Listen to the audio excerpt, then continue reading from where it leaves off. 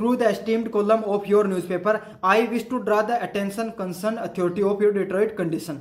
तो इसने ये बताया कि आपके न्यूज़पेपर के माध्यम से मैं यह ध्यान आकर्षित करना चाहता हूँ जो संबंधित जो विभाग है कि हमारे जो नगर है वहाँ पर लाजपत शांति नगर है, वहाँ पर क्या हो गई, जो सड़कें हैं उनकी हालत बहुत खराब है। तो ये इतनी लाइन एकदम अगर एडिटर का आया है तो आपको ऐसी कैसी चिपका देनी एकदम से। तो इसको अच्छे से आप स्क्रीनशॉट ले लो और अच्छे से याद कर लेना ताकि आपको और अच्छे से नंबर मिल जाएंगे। अगले वाला पॉइंट है the road here are full of potholes. तो उसने बताया कि भाई, अब वो पहले उसने बता दिया, सबसे पहले उसने क्या बताया कि मैं इस बारे में लिख रहा हूँ। अब वो उसकी डिटेलिंग करेगा। देखो डिटेलिंग में कैसे करता है। जो हमारे जो नगर है वहाँ की जो सड़कें हैं वो क्या किसी खड्डों से भरी हुई हैं and most of them are damaged and due to the maintenance and frequent water logging. तो वो बता रहा है कि वो लगभग क्या हो चुकी है, खत्म हो चुकी है, डैमेज हो चुके हैं, उन्हें मेंटेनेंस की जरूरत है और वहाँ पर लगातार खड्डों में पानी भरा रहता है, वाटर लॉगिंग होती रहती है। This situation become verse during the rainy season. और जैसे ही मानसून आता है, बारिश का मौसम आता है, ये सिचुएशन और भी खराब हो जाती है।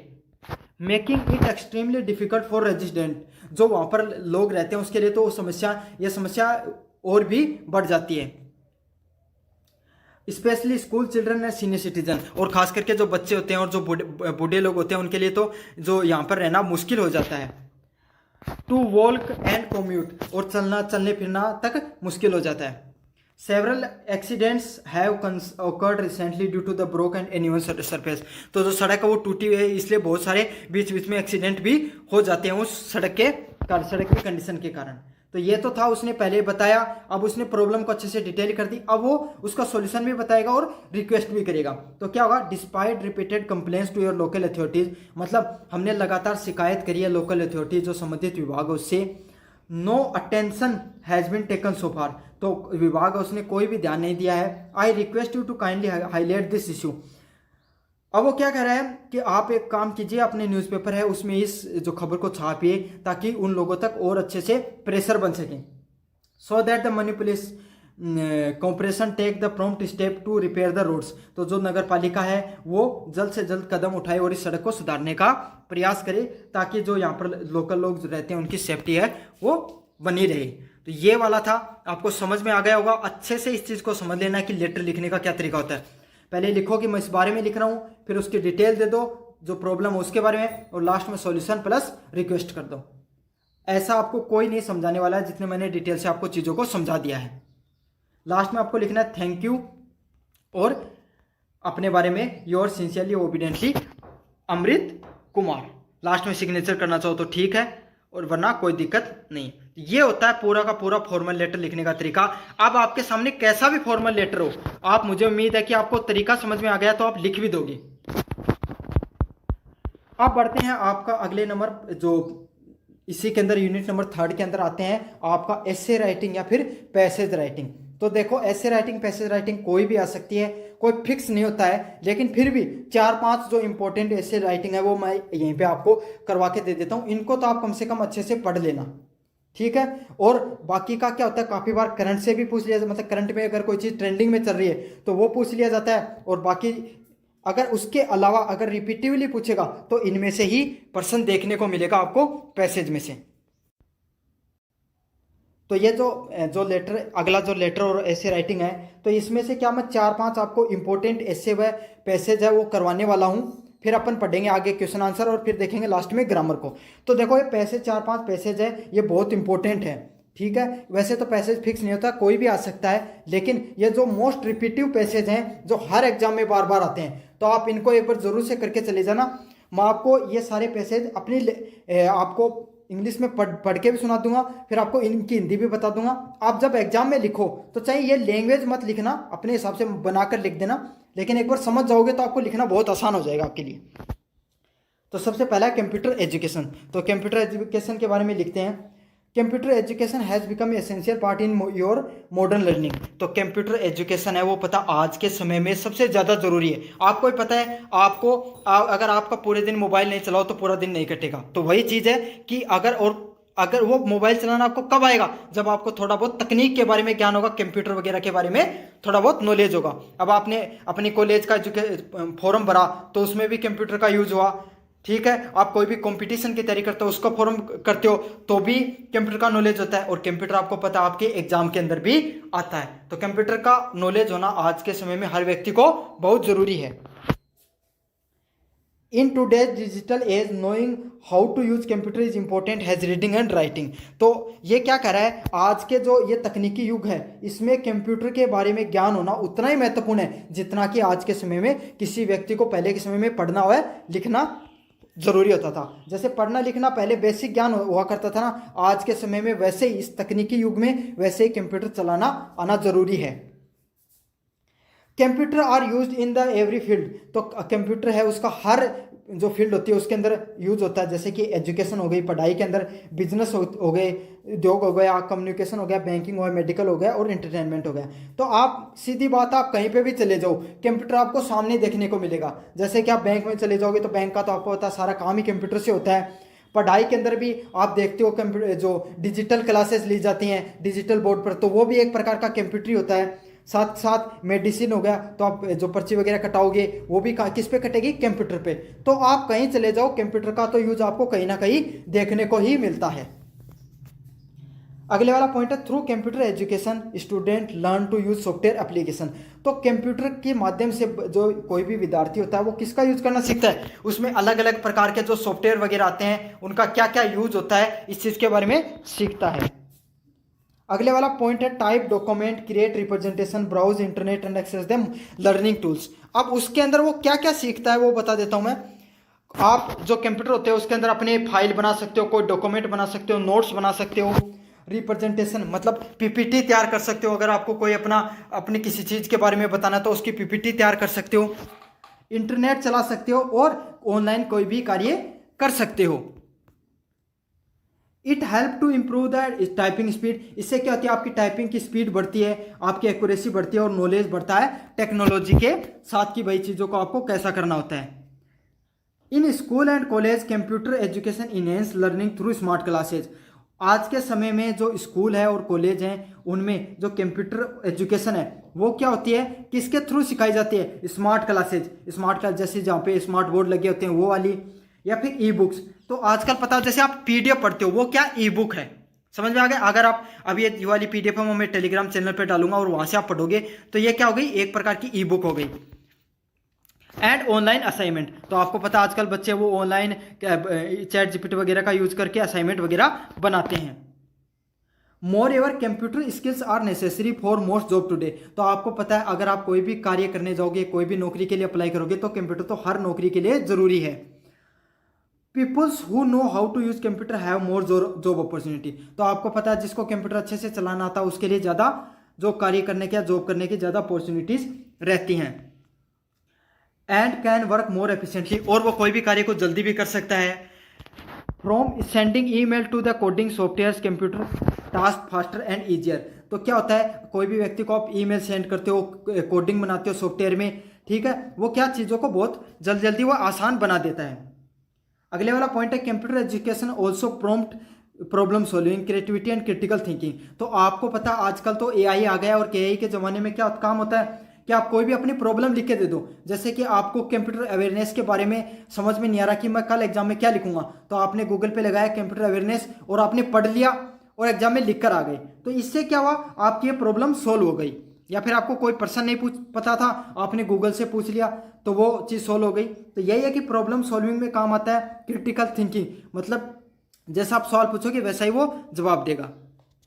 It allow student to connect globally. तो इसका क्या काम होता है कि पूरी दुनिया से आपको जोड़ कर रखता है। जैसे आप भारत में बैठे हो लेकिन अमेरिका में क्या हो रहा है इस बारे में आप कैसे जान पाते हो, कंप्यूटर के माध्यम से। And learn from different culture stay updated and latest information. और कंप्यूटर के द्वारा आप क्या रहते हो, अलग अलग जो कल्चर है, संस्कृति है, उसके बारे में जानते हो, अपडेटेड रहते हो और हमेशा नई नई जानकारी प्राप्त करते रहते हो। In conclusion computer education is now longer option, it is a basic need for every student. तो आज अंततः यही निष्कर्ष है कि जो कंप्यूटर एजुकेशन है वो हर विद्यार्थी की ज़रूरत है आज के समय में। Should have access to computer learning to succeed in modern world and build a brighter future. तो आपको पता है कि प्रत्येक विद्यार्थी के लिए कंप्यूटर लर्निंग उसको आने बहुत जरूरी है अपना उज्जवल भविष्य के लिए। अब बढ़ेंगे अगले वाले पॉइंट की तरफ, कौन सा है, पोल्यूशन। तो आपको पता है पोल्यूशन आज के समय में बहुत ज़्यादा बढ़ रहा है। सर्दियों में आप देखते हो दिल्ली वगैरह या फिर कोई भी शहर होगा उसके अंदर फॉग हो जाती है और विजुअलिटी एकदम कम हो जाती है। तो ये भी बहुत ट्रेंडिंग टॉपिक रहता है, इसलिए प्रश्न बार बार पूछा जाता है। तो अब इससे के बारे में देखेंगे अपन। हाँ, अब अपन देखेंगे अगले नंबर जो ऐसे है पोल्यूशन के बारे में। तो आपको पता है पोल्यूशन एक बहुत इंपॉर्टेंट टॉपिक है, हर साल ये ट्रेंडिंग में रहने वाला टॉपिक है, इसलिए ऐसे आने के ज़्यादा चांसेस रहते हैं और याद पूछा भी जाता है लगभग हर बार।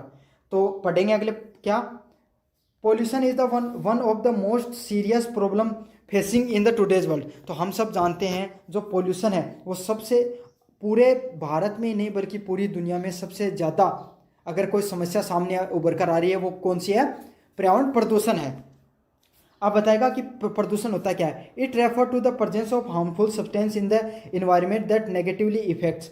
तो पर्यावरण प्रदूषण होता क्या है कि वो नकारात्मक, ठीक है, वो खतरनाक पदार्थ जो हमारे पर्यावरण को, मनुष्य को, ह्यूमंस को, एनिमल जानवरों को, पेड़ पौधों को और जो प्रकृति है उसको नुकसान पहुंचाते हैं, वही खतरनाक पदार्थ क्या होती है, प्रदूषण का रूप होता है।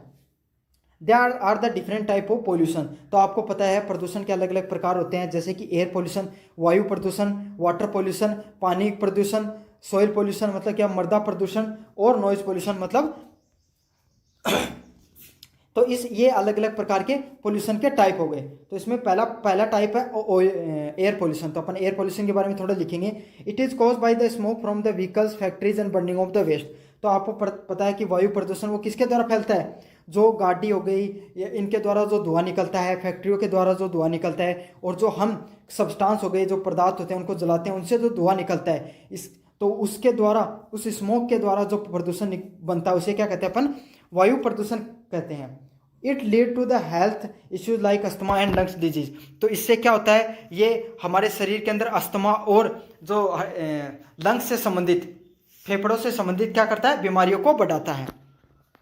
अब लिखेंगे अपन अगले वाले के अंदर वाटर पोल्यूशन। तो वाटर पोल्यूशन पे क्या है, water pollution occur when the harmful chemicals and the waste are dumped into rivers, lake and oceans. तो पानी प्रदूषण कैसे फैलता है, जब खतरनाक जो पदार्थ हैं, केमिकल्स हैं, वो क्या करते हैं, हम जो नदियाँ हो गई, जो झील हो गई और जो समुद्र हो गए उसके अंदर डाल देते हैं। तो इससे क्या होता है, पानी जो है वो गंदा हो जाता है, खराब हो जाता है, उसका ऑक्सीजन लेवल डाउन हो जाता है। इसके कारण जो पानी प्रदूषण है वो बढ़ता है। It effect the marine life and makes water unsafe to drink. तो ये क्या करता है, जो समुद्री जीव जंतु उनको नुकसान पहुंचाता है और जो पानी पीने योग्य है वो भी खराब हो जाता है। अगले वाले पोल्यूशन की बात करें तो वो कौन सा, soil pollution. It is cause by the use of pesticide and the plastic waste. तो जो सॉइल पोल्यूशन है वो किसके द्वारा फैलता है, तो सॉइल पोल्यूशन फैलता है किसके, पेस्टिसाइड्स जो यूज की जाती हैं अलग अलग प्रकार की उसके द्वारा, उसका जो प्लास्टिक वेस्ट होता है उसके द्वारा। आपको पता है जो अपन जो प्लास्टिक होता है वो ज़मीन में गाड़ देते हैं, वो 100 साल लग जाते हैं उसको गलने में। और जो अपन केमिकल्स जो फर्टिलाइजर्स यूज करते हैं तो इससे भी ज़मीन क्या हो जाती है, ख़राब हो जाती है। इस चीज़ से क्या होता है, जो आप फसल उगाओगे वो भी ख़राब होती है, और जो सॉइल फर्टिलिटी, सॉइल जो आपकी ज़मीन है उसकी उपजाऊपन है वो भी ख़त्म हो जाता है धीरे धीरे। अगले वाला है नॉइज़ पोल्यूशन। तो नॉइज़ पोल्यूशन किसके द्वारा फैलता है, जो आप ट्रैफिक होता है, जो गाड़ियाँ होती हैं, हॉर्न होता है, डीजे बजाए जाते हैं ऊंची ऊंची आवाज़ में, मशीनें चलती हैं, इसके द्वारा क्या होता है, नॉइज़ पोल्यूशन है वो फैलता है, ध्वनि प्रदूषण फैलता है। और इसका क्या होता है, ये हमारे सुनने की क्षमता को प्रभावित करता है और हमारी मानसिक जो शांति है उसको भी प्रभावित करता है। Pollution also contribute to the serious global problems. तो ये सिर्फ अपने भारत में नहीं बल्कि पूरी दुनिया के अंदर बहुत बड़ी समस्याओं को उत्पन्न करने का कारक है। जैसे कि मैं आपको बताऊं, क्लाइमेट चेंज जो आप देख रहे हो आज के समय में, जो बेवजह की बारिश हो जाती है, अकाल पड़ता है, कभी बहुत ज़्यादा मतलब तूफान आ जाते हैं, तो ये क्यों हो रहा है, क्लाइमेट चेंज की वजह से आ रहा है। ग्लोबल वार्मिंग हो गई और ओजोन लेयर डिप्लेशन हो गया। जो ओजोन लेयर है, ओजोन परत है, उसका जो क्षरण हो रहा है और जो ग्रीन हाउस गैसेज है उनका बढ़ने को देखने को मिल रही है एनवायरनमेंट में। To reduce the pollutions we must plant more trees. तो हम अगर आप पोल्यूशन प्रदूषण को कम करना चाहते हो तो आपको क्या करना चाहिए, ज़्यादा से ज़्यादा जो पेड़ पौधे हैं उनको उगाना चाहिए। इको फ्रेंडली प्रोडक्ट, जो हमारे जो इन्वायरमेंट के लिए अच्छा हो, ऐसा प्रोडक्ट हो गए, ऐसी चीज़ों को यूज करना चाहिए हमें। प्लास्टिक का कम से कम प्रयोग करना चाहिए। और ये 3R का फॉर्मूला होता है, रिड्यूज, रीयूज और रिसाइकल। मतलब रिड्यूज का अर्थ होता है, जैसे प्लास्टिक का एक उदाहरण ले तो प्लास्टिक को कम यूज करो, और अगर है तो आपके पास उसका बार बार यूज करो, और अगर आप यूज नहीं करना चाहते हो तो उसको रिसाइकल करो, ताकि वही प्लास्टिक है और नया प्लास्टिक नए उसी प्लास्टिक का बार बार यूज हो सके। It is your duty to keep the environment clean and ourselves to the future generations. तो ये हमारी ड्यूटी है कि हम अपना इन्वायरमेंट है उसको क्लीन रखें, ताकि हमारी जो आने वाली जनरेशन है वो इस प्रकृति का अच्छे से आनंद ले सकें। अब बढ़ते हैं अगले वाला जो तीसरा नंबर पैसेज है, जो वो भी बहुत इंपॉर्टेंट है, अनएम्प्लॉयमेंट, बेरोजगारी। तो आपको पता है बेरोजगारी आज के समय की सबसे बड़ी समस्या है। ये भी ट्रेंडिंग टॉपिक है, तो इसका इसे भी बार बार आता है, तो इसको भी अपने का देखने को प्रयास करेंगे। मैं वही पैसेज लेकर आया हूँ जो ट्रेंडिंग में है और बार बार रिपीटिवली पूछे जाते हैं आपको एग्जाम के अंदर। तो सबसे पहले बात करें अनएम्प्लॉयमेंट के बारे में। Unemployment means the condition where people you are willing and able to work do not get the jobs. बेरोजगारी क्या है? लोग काम तो करना चाहते हैं, इच्छुक तो हैं काम करने को लेकर, लेकिन क्या हो रहा है, उन्हें काम नहीं मिल रहा है। It is the one of the major problems faced in many countries. और बेरोजगारी है वो एक बहुत बड़ी समस्या है, और ये बहुत सारे जो शहर हैं, गांव, जो देश हैं, उनके अंदर देखने को मिल रही है। Specially developing countries like India, खास करके भारत जैसे देश के अंदर। There are the many reasons for unemployment. तो बेरोजगारी के पीछे बहुत से कारण हो सकते हैं। One of the major reason is population growth. तो जो पॉपुलेशन की ग्रोथ है, मतलब जो बढ़ती जनसंख्या, वो इसका मुख्य कारण है। The number of the people looking jobs are increasing. तो जो लोग ज़्यादा से ज़्यादा बढ़ रहे हैं, जो जिनको काम चाहिए वो तो बढ़ रहे हैं, but the number of job is not, लेकिन उतने कार्य है नहीं। Another reason is the lake of proper education and skill. और सबसे बड़ी समस्या क्या है? लोगों के पास पढ़ाई लिखाई भी कम, पढ़ाई लिखाई तो है लेकिन स्किल की कमी है। जैसे भारत के अंदर लोगों के पास डिग्रियां तो बहुत सारी हैं, लेकिन उन्हें काम कोई भी नहीं आता है। तो ये भी एक बहुत मुख्य कारण है। Many young people complete their studies but do not have the skill required to the jobs. अब जैसे कोई भी व्यक्ति है, उसको जैसे लोगों ने RSCIT का, आप में से बहुत लोगों ने RSCIT का कोर्स तो कर रखा होगा, लेकिन उन्हें कंप्यूटर को सही से स्टार्ट करना नहीं आता है। स्टार्ट कर लेते हैं तो उन्हें ऐसे पूछ ले कि MS वर्ड कहाँ पर होता है, तो उसका भी पता नहीं होता है। तो यही है कि लोगों के पास डिग्री तो होती है, लेकिन वो उसका यूज करना नहीं जानते हैं उस चीज़ के बारे में। Technology advancement have also replace the human work with machines in many industries. साथ के साथ जो टेक्नोलॉजी तकनीक जो आगे बढ़ी है, इसने क्या किया है, जो इंसानों को, जो मजदूर हैं, इनको मशीन ने रिप्लेस कर दिया बहुत सारी इंडस्ट्रीज़ में। तो अब मशीनें आ गई हैं इंसानों की जगह, तो और भी नौकरियों की कमी हो गई है। अगले वाला पॉइंट है unemployment lead to the many problem in society. तो जो बेरोजगारी है वो समाज के अंदर बहुत सी समस्याओं को उत्पन्न करता है, जैसे इंक्रीज पॉवर्टी, गरीबी बढ़ाता है, क्राइम, जो क्राइम होता है उसको बढ़ाता है, मेंटल स्ट्रेस अमंगियत, और जो अपन यूथ है उसके अंदर किसको बढ़ाता है? मेंटल स्टेट, मानसिक जो तनाव, उसको बढ़ाता है। People without job can't support their family. जो लोग जिनके पास जॉब्स नहीं है वो क्या करते हैं? अपनी जो फैमिली होते हैं, घर वाले, उनको सपोर्ट नहीं कर पाते हैं। And it effect there quality life. तो वो क्या होता है, उससे वो अपनी जो क्वालिटी की लाइफ होती है, जो अच्छी ज़िंदगी है, नहीं जी पाते हैं। It can also show down their economic growth. और ये क्या होता है, कोई भी व्यक्ति की जो आर्थिक जो प्रगति है, मतलब पैसे उसके पास और आने चाहिए थे, वो नहीं आ पाते हैं, और ये देश के लिए भी नुकसानदायक होता है। To reduce the unemployment government should provide the skill development program. तो गवर्नमेंट को क्या करना चाहिए? लोगों को स्किल सिखाने के कुछ प्रोग्राम है वो शुरू करने चाहिए। इनक्रेज स्मॉल बिजनेस, जो कुटीर उद्योग होते हैं, छोटे उद्योग होते हैं, इनको बढ़ावा देना चाहिए। एंटरप्रेन्योरशिप, उसको बढ़ावा देना चाहिए, और हमारा एजुकेशन सिस्टम उसको भी इम्प्रूव करना चाहिए। Private sector should also help by creating more job and opportunity. और जो प्राइवेट जो संस्थाएं हैं वो और ज़्यादा मददगार सिद्ध हो सकती हैं हमारे जॉब पैदा करने के लिए। In conclusion unemployment is a serious issue that need attention. तो जो अनएम्प्लॉयमेंट है ये बहुत सीरियस इशू है जिस पे अपने को ध्यान देने की जरूरत है। Every individual should train and given equal chances to earn livelihood and live with dignity. तो प्रत्येक व्यक्ति है उसको ट्रेनिंग लेना चाहिए ताकि उसको अच्छे से ज़िंदगी जीने का मौका मिले।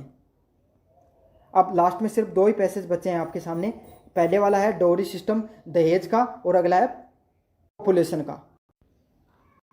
अब बात बोले अगले वाला पॉइंट है द डोरी सिस्टम। डोरी मतलब दहेज प्रथा। तो दहेज प्रथा पे लिखेंगे द डोरी system is a social evil that the still exist in many parts in India. तो जो दहेज प्रथा है वो हमारे समाज में एक बहुत बड़ी कुरीति है और ये आज के समय भी पाई जाती है। It refer to the practices where the bride family gives money gift और प्रॉपर्टी। तो यहाँ पर क्या होता है, जो वर पक्ष होता है या फिर जो लड़की के घर वाले होते हैं वो क्या करते हैं, जो लड़के वाले के घर वालों को क्या देते हैं, गिफ्ट्स देते हैं, पैसे देते हैं, प्रॉपर्टी वगैरह देते हैं at the time of the marriage, शादी के समय।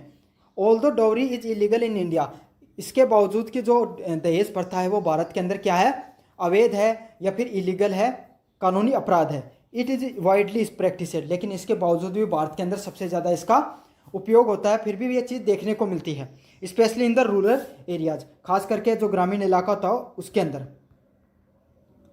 The dowry system cause great harms to society, जो ये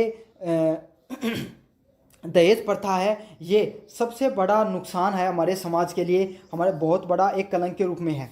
it puts the financial burden on the brides family, ये जो लड़की जो वधु पक्ष होता है उसके ऊपर क्या है, फाइनेंशियल पैसों का बर्डन डालती है, पैसों की दबाव डालती है। Something specially the loans and debate, कुछ लोग इससे क्या हो जाते हैं, कर्जे में दब जाते हैं। In many cases girls are treated badly और even tortured by the husband's family, और काफ़ी जगह तो ये देखने को मिला है कि जो लड़कियां हो गई और जो उनके साथ बहुत बुरा व्यवहार किया जाता है अगर उन्हें दहेज नहीं दिया जाता है तो। If the dowry is not considered enough, some tragic cases even the dowry that और सुसाइड्स, और काफ़ी केसेस में तो ये भी देखने को मिला अगर दहेज नहीं दिया गया तो लड़की को मार दिया जाता है या फिर वो सुसाइड कर लेती है प्रेशर में आकर। The system also created a mindset that girls are burden, तो ये चीज़, ये प्रथा हमारे समाज में इस तरीके से दिखाती है कि जो लड़कियां हैं वो समाज के लिए क्या है, बर्डन है, बोझ हैं। विच इफेक्ट द जेंडर इक्वेलिटी, और यही चीज़ हमारे समाज में जेंडर इक्वेलिटी है, सामाजिक जो एक समानता है उसके बीच में फर्क दिखता है। It discourage the birth of girls children and lead the discrimination in education and right, तो इससे क्या होता है, जो लड़कियों का जन्म दर है वो भी कम होती है और जो लड़कियों के साथ पढ़ने में या फिर और चीज़ों में असमानता देखने को मिलती है। To stop the dowry system, अगर दहेज प्रथा को रोकने के लिए स्ट्रिक्ट लॉ इन्फोर्समेंट, हमें क्या है, जो कड़े कानून है उनको लागू करना चाहिए। सोशल अवेयरनेस क्या हो गई कि सामाजिक जागरूकता फैलानी चाहिए, एजुकेशन है उसको फैलाना चाहिए। Young peoples should refuse to accept और give the dowry and promote the simple respectful marriage, तो लोगों को, जो नए युवा पीढ़ी है उसको क्या करना चाहिए, जो दहेज प्रथा है उसको मना कर देना चाहिए और जो शादी है उसको एकदम सिंपल, साधारण व दहेज से नहीं लेना चाहिए। इन कंक्लूजन द डोरी system is outdated and harmful practice, अगर अपन सीधे तरीके से बात करें तो जो डोरी सिस्टम है वो क्या है, पुराना हो चुका है और हमारे समाज के लिए बहुत ही बुरा है। We must come together as a society to end this evil and ensure the respectful and equality for all womens, तो हम सभी लोगों को एक साथ आना चाहिए ताकि इस जो ये बुरी प्रथा है इसको ख़त्म कर सकें और महिलाओं को एक बराबर अधिकार मिल सके, इसके लिए हम प्रयास कर सकें। तो ये वाला था पूरा डोरी सिस्टम पे, और अपन लास्ट पैसेज पढ़ेंगे, ये भी बड़ा इंपॉर्टेंट है, पॉपुलेशन। फिर अपन यूनिट नंबर 2 की तरफ जाएंगे। पॉपुलेशन क्या होगी, जनसंख्या। अब आपको पता है भारत के अंदर जनसंख्या सबसे बड़ी समस्या है, तो ये भी बहुत ट्रेंडिंग टॉपिक है और इस पर बार बार प्रश्न आते हैं। साथ के साथ जनगणना भी अब करवाई जाएगी, तो सेंसेक्स वाला भी इंपॉर्टेंट हो जाता है, और ये किससे जुड़ा होता है, पॉपुलेशन, जनसंख्या से संबंधित होता है, तो ये प्रश्न आ सकता है आपके एग्जाम में। Population refer to the total number of people living in a particular area और कंट्री, तो जो पॉपुलेशन है, जनसंख्या, वो किस चीज़ को बताती है कि कितने लोग हमारे जो एरिया में या देश में रहते हैं, इस चीज़ के बारे में बताती है। While population growth can be sign of development, जो जनसंख्या का बढ़ाव है वो डेवलपमेंट, कोई भी देश है उसके विकास का एक क्या होता है, साइन होता है, लेकिन ओवर पॉपुलेशन, ज़्यादा पॉपुलेशन के एक बहुत बड़ी समस्या भी उत्पन्न हो जाती है। मतलब अगर कंट्रोल रूप से पॉपुलेशन बढ़ रही है तो वो देश विकास होगा, आपको पता है, नए लोग आएंगे, यूथ आएगी, नई सोच आएगी, तो उससे देश का विकास होता है। लेकिन वही पॉपुलेशन अगर कोई ज़्यादा हो जाए तो वो क्या देश के लिए नुकसानदायक भी होती है। तो आपको पता है अति हर चीज़ की ही बुरी होती है। India is the second most populated country. तो आपको पता है चाइना के बाद में, और अब तो हमने चाइना को भी क्रॉस कर दिया पॉपुलेशन के बारे में मामले में। तो यही होता है अभी तक, लेकिन आधिकारिक डाक जो जनगणना है 2011 की, उसके अनुसार तो हम दूसरे स्थान पर हैं। तो वही बात की गई है कि हम दूसरे स्थान पर हैं पूरी दुनिया के अंदर पॉपुलेशन के मामले में। Rapid population growth creates pressure on natural resources. तो जो हमारे नेचुरल रिसोर्सेज हैं जैसे कि खनिज हो गए, इन पे भी बहुत ज़्यादा प्रेशर पड़ता है। मतलब अगर ज़्यादा लोग होंगे तो ज़्यादा रिसोर्सेज का यूज़ करेंगे। जमीन, जैसे छोटा सा एग्जांपल दूं, पहले कोई भी गांव होता था उसमें हर व्यक्ति के पास 10 से 15-20 बीघा की ज़मीन होती थी खेती के लिए। आज देख लो कोई भी व्यक्ति है उसके पास वही ज़मीन उसके बेटों के पास कितनी बच गई है, 3 से 4 बीघा तक ही बच गई है। तो यही चीज़ होती है कि जो रिसोर्सेज है वो धीरे धीरे कम होते चले जाते हैं। अगले वाला पॉइंट है food supply, housing and education. तो इससे हर चीज़ प्रभावित होती है, घर हो गए, शिक्षा हो गई, और जो खाना पीना है वो भी, एंड एम्प्लॉयमेंट, और साथ के साथ जो बेरोजगारी है वो भी इससे बढ़ती है। More peoples means more demand but resources are limited. आपको पता है जो रिसोर्सेज हैं वो पूरी दुनिया में क्या है, सीमित है, लेकिन अगर ज़्यादा लोग होंगे तो ज़्यादा चीज़ों की हमें ज़रूरत पड़ेगी। This lead to the unemployment, poverty and decline in the equality of the life. तो इससे क्या होता है, बेरोजगारी बढ़ती है, गरीबी बढ़ती है, और अपनी जो ज़िंदगी है, क्वालिटी ऑफ लाइफ है, अच्छी ज़िंदगी, उस पर भी प्रभाव पड़ता है। और population is also cause the home problems like traffic jam, population है हेल्थ इश्यूज। साथ के साथ जो पॉपुलेशन है, ज़्यादा पॉपुलेशन है, वो क्या करती है, ट्रैफिक जाम हो गया, पोल्यूशन प्रदूषण हो गया, और हेल्थ अपने शरीर जो बीमारियां हो गई वैसी भी प्रॉब्लम्स को कॉज करती है। It become difficult to government provide the basic facility like clean water, health care and education to everyone.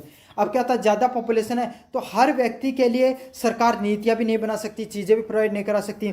जैसे हर व्यक्ति पर के पास साफ पानी नहीं पहुँचेगा, अच्छी सुविधाएं नहीं पहुँचेंगी, स्वास्थ्य से संबंधित एजुकेशन शिक्षा नहीं पहुँच पाएगी, क्योंकि ज़्यादा लोग हैं तो हर व्यक्ति तक पहुँचना मुश्किल हो जाएगा। अब जैसे कि आप एक तो कोई चीज़ है वो एक व्यक्ति को दी जाए, और एक है कोई 10 व्यक्तियों को दी जाए, तो दोनों में फ़र्क हो जाता है।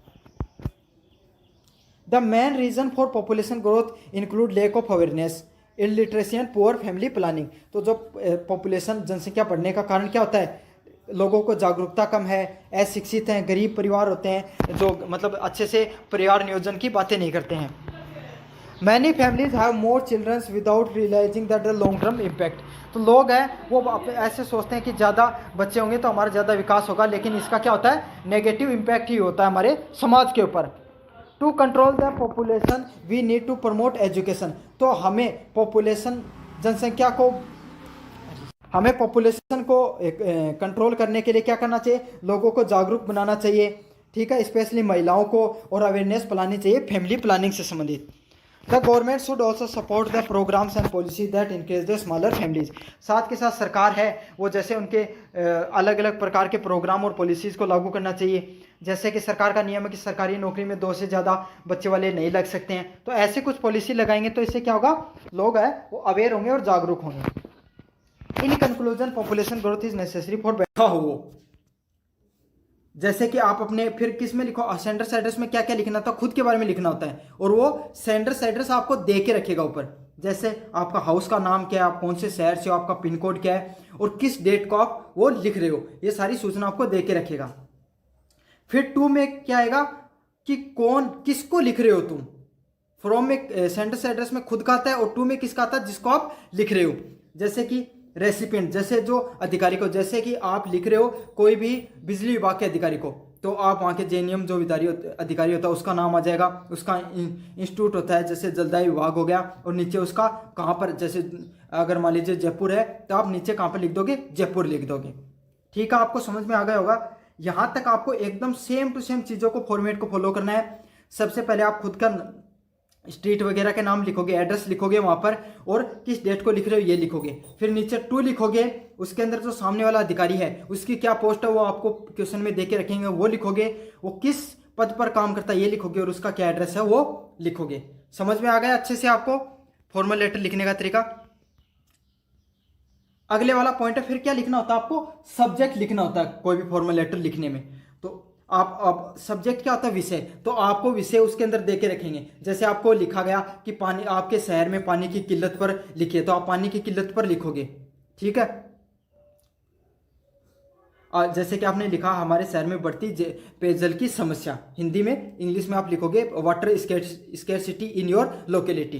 तो ये होता है, इस प्रकार से आपको वहाँ पर सब्जेक्ट लिख लेना होता है ताकि जो पढ़ने वाला व्यक्ति है उसको डायरेक्ट पता चल जाए कि इस चीज़ के बारे में है ये।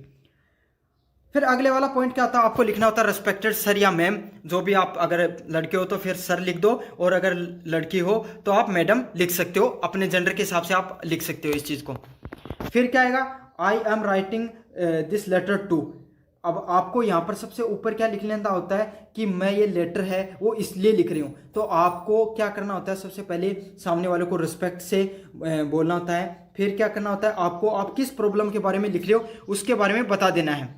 ठीक है, एक दो पॉइंट है, आप स्टार्टिंग के अंदर उस पहले ये लिखो कि मैं इस बारे में लिख रहा हूँ, फिर उसको डिटेल कर दो। जैसे पानी की किल्लत के बारे में लिख रहे हो तो आप डिटेल में क्या करोगे कि हमारे शहर में पिछले 2 महीने से जो ट्यूबवेल है वो ख़राब हो गई है और उसको अभी तक आपके जलदाय विभाग के द्वारा उसकी जो तकनीकी सुधार नहीं किया गया है।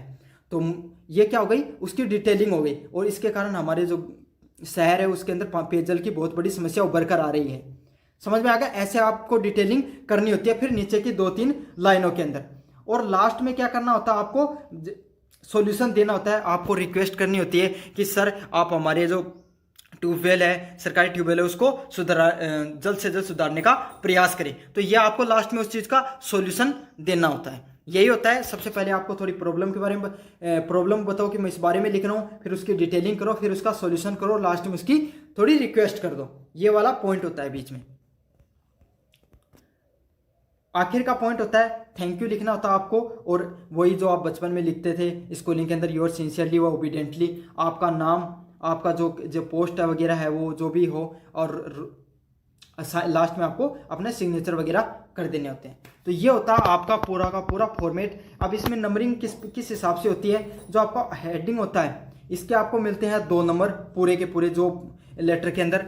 फिर जो बीच का आता है, बीच का जो आप मैटर लिखते हो इसके कितने नंबर मिलते हैं, 2 नंबर मिलते हैं, और लास्ट के जो आप लिखोगे इसका नंबर 1 नंबर मिलोगे। तो अगर 5 नंबर का है तो इस हिसाब से डिवाइड किया जाता है। आपको जो स्टार्टिंग में जो एड्रेस वगैरह लिखते हो इसके 2 नंबर मिल जाते हैं आपको, और जो सब्जेक्ट वगैरह लिखते हो नीचे इसका आपको 2 नंबर, और लास्ट वाले का आपको 1 नंबर मिलता है। आपको किस हिसाब से फॉर्मल लेटर लिखा जाता है ये भी पता चल गया होगा। नंबरिंग किस हिसाब से करता है एग्जामिनर ये भी मैंने बता दिया साथ के साथ। अब अपन एक उदाहरण देकर भी मैं आपको समझा देता हूं। जैसे कि you are Arpit, write a letter to the chief editor of the news Delhi, highlight the poor condition road in your locality.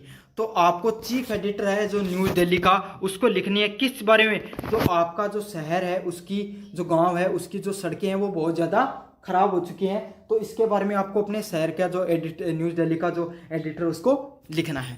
तो सबसे पहले, और आपका नाम क्या है, अमृत है, तो अमृत के द्वारा लिखा जा रहा है। तो सबसे पहले मैं क्या बताया था मैंने, जो लिखेगा उसके बारे में एड्रेस लिखेंगे। तो यहाँ पे दे रखा था अमृत का नाम लिख दिया, अमृत कुमार, वो रहता कहाँ पे है। अब एड्रेस आपको खुद से बनाकर कुछ भी लिख देना है, चाहे आपका गाँव का ही लिख दो आप।